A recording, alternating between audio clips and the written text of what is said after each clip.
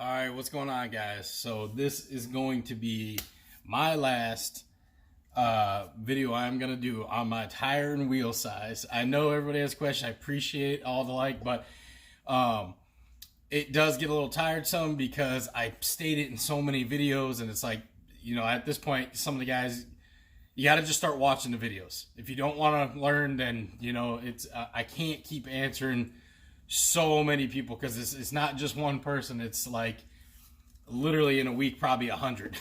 So I'm gonna make this video to link to people and just watch it because I got other things I got to move on from just the tire size and answering that so much and my wheel size. So we're gonna explain a little bit on it.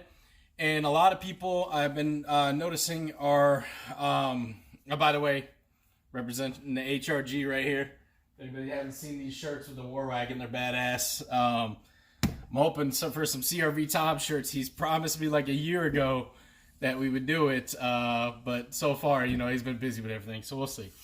But anyways, so I'm going to explain, and this will be like my ultimate video of explaining my tire size and my setup. So, one, I want to go over some things before we walk over there. So, these are going to be the Centennial mud tires.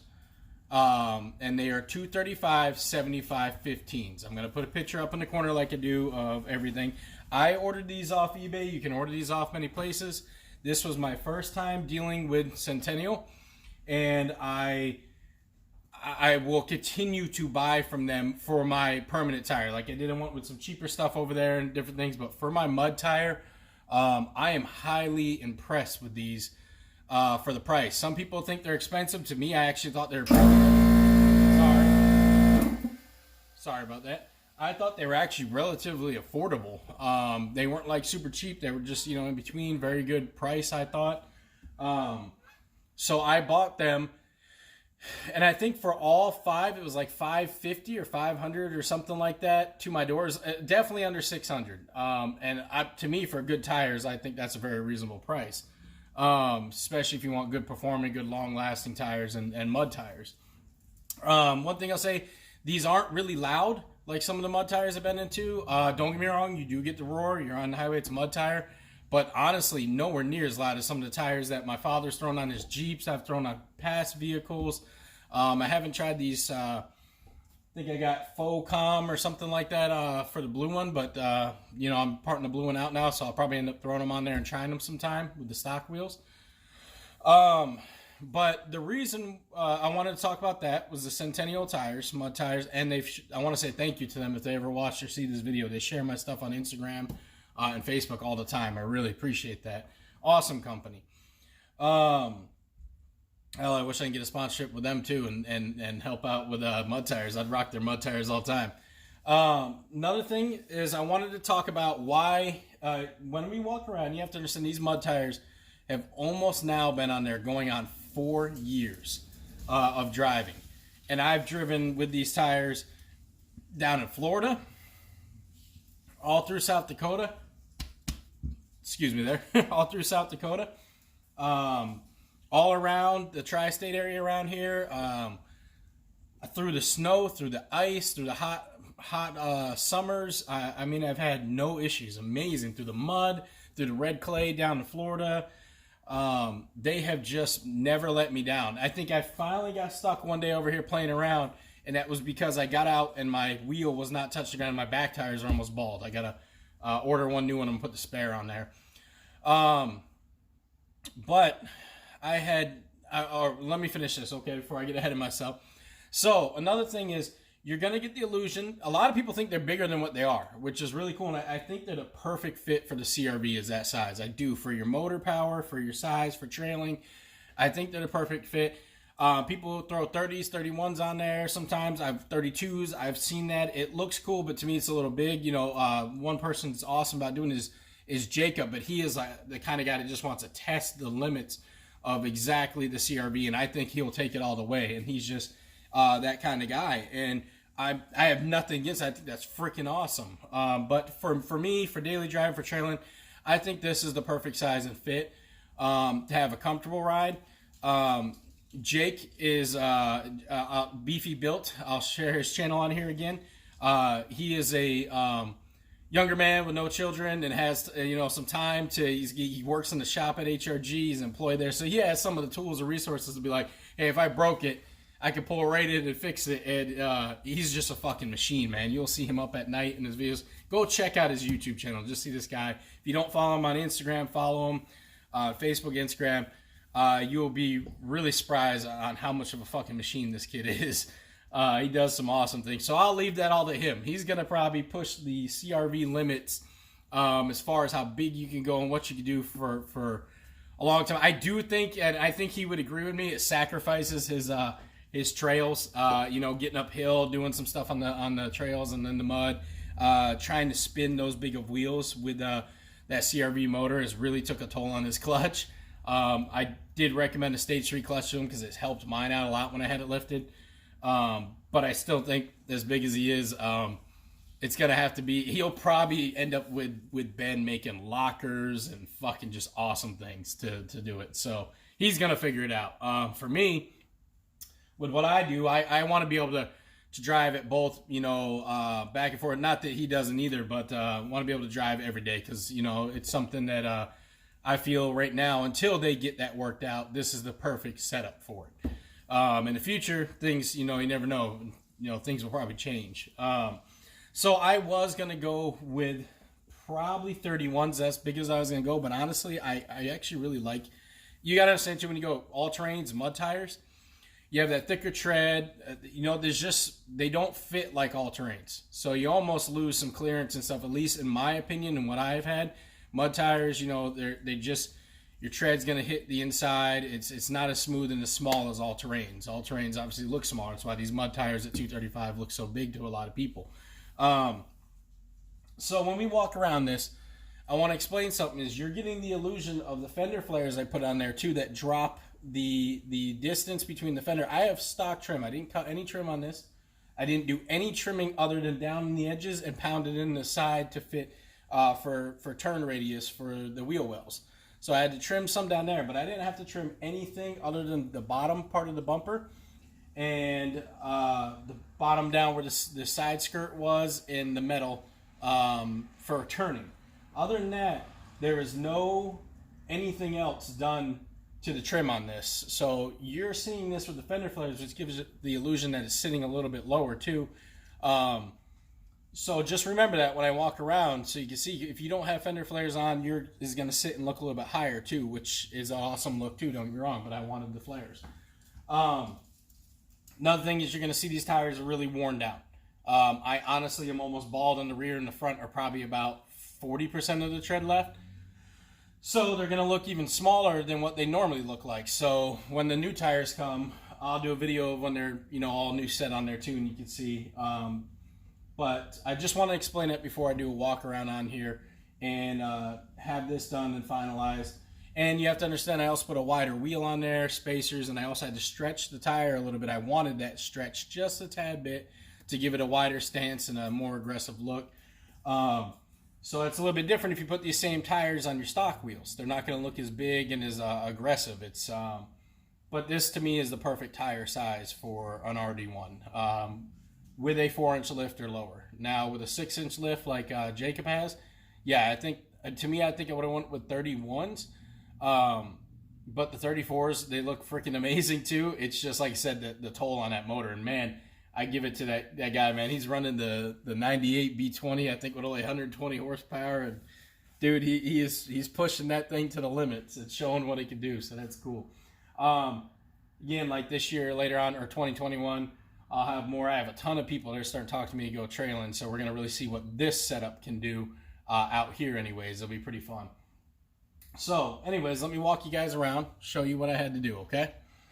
All right. So, first up, I'll put a picture of the Pro Comps. I can't remember. I think they're 15 by 8 or 15 by 6. That are Pro Comp Ollies, and they're in flat black. I wanted actually to get gloss black. I ordered flat black by accident. I was up late at night, tired as hell, and that's what I get. But anyways, the flat black doesn't look too bad either. But to me, I think the gloss black would have looked a little bit better. So, as you can see, the tread on these, like I said, is about 40% probably left, if that. They're getting down low, and these are the Dirt Commanders, and they are the 235 75 15s, and they're the Centennial mud tires, and I just love the look on these Pro Comps. And I am running a 25 millimeter Precision Works spacer, aluminum spacer, if you can see in there. It's probably kind of tough to see in there. So what I had to do, I'm not going over the suspension, just what I had to do to fit this tire is I had to trim right down there in the bumper. You can see where I trimmed, following the fender flare. And the fender flare I just riveted right in there, and all the way down to here. And you can see where I followed it to the metal, and then I cut right here and the side skirt. Now I probably could have left a little bit more side skirt right here. That's just what happened when this one actually flew off on the highway, and I did have it trimmed right here, and I trimmed this new one a little bit too short. It is what it is, you know what I mean? It's also an off-road vehicle. Now if you look back here, this is where I had to bang in and trim a lot of the metal. So when you turn with this, you're gonna rub. I really used a sledgehammer and a grinder. That's all I used to cut through there, and I just kept cutting and turning, and I would take my car in reverse and forward, turning at full lock to be able to see where it would rub. And then I started doing some like up there on the hill and different things to see where it would rub, and then I stopped getting a lot of rub. I'd still get maybe a tad bit in certain positions, but nothing horrible to the point where it was like bouncing off the body. Forgive me, the tires are all dirty. It's the wheat that flows all through the air, gets on everything. And now you see these are almost completely bald. That's like probably 5% of the tread left, 10 to 5. Again, sledgehammer back there, cutting. Did a lot of cutting in there, sledgehammer banging in there. I do need to tidy it up. I haven't done that. And you can see with the full 4-inch lift kit, it brings it back. I had to do some trimming here. I probably wouldn't even had to trim there anymore with the complete kit. So when you get the 4-inch kit, you might not have to do any trimming unless you want this exact setup of tires and wheels for the front, but you might not have to do any in the rear anymore, because I did a lot of that trimming before, but then I just kind of finished it and make it look decent. Spare, I didn't have to, with this wheel, I didn't have to put a spacer on to open up my rear glass because of the size of the wheel. There's a perfect example for you, brand new, never touched pavement. Now you see the difference in the tread, the size of the tire. If you look at it back there, how big it looks. So a lot of people, you know, it gives a kind of illusion that these are bigger than what they are. I've had a lot of people, I think they were 30s or 31s. Basically, these are 29s, 29 point something or like that. I think maybe they might be closer to 30.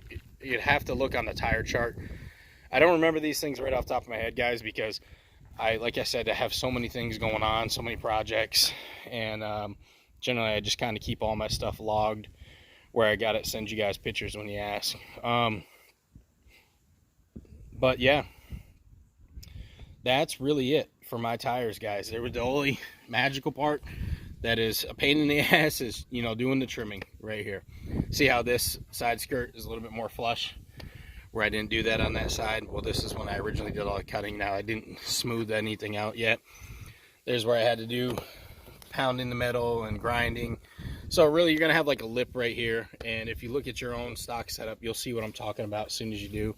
And yeah, as soon as you grind that stuff down, if you want to go with this same setup I got, that's basically it. That's all you guys got to do. And I'll put a picture of the Pro Comps, the exact size.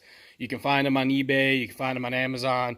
You can find them at procompusa.com, I think. A lot of them you can get. Let me think here.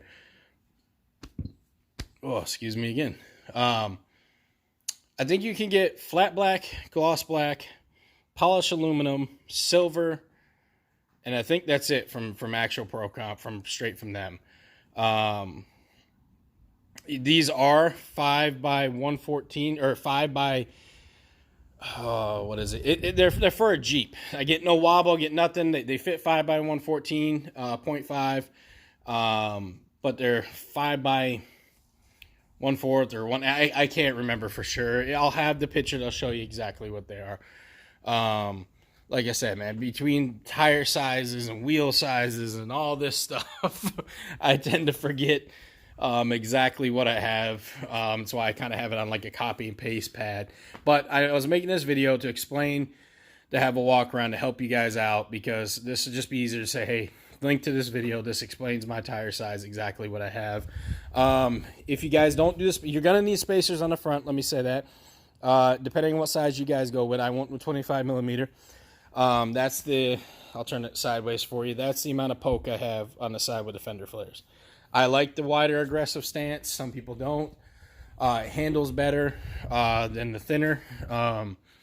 And if you don't, know what to do with the lift, there's other videos on there for my lift explaining what you need to replace, what you need to do, and get ready for the lift. But this is my tire size. This is what I was going with, guys. I hope this helps. If you have any other questions, ask me, but I think I hit everything here.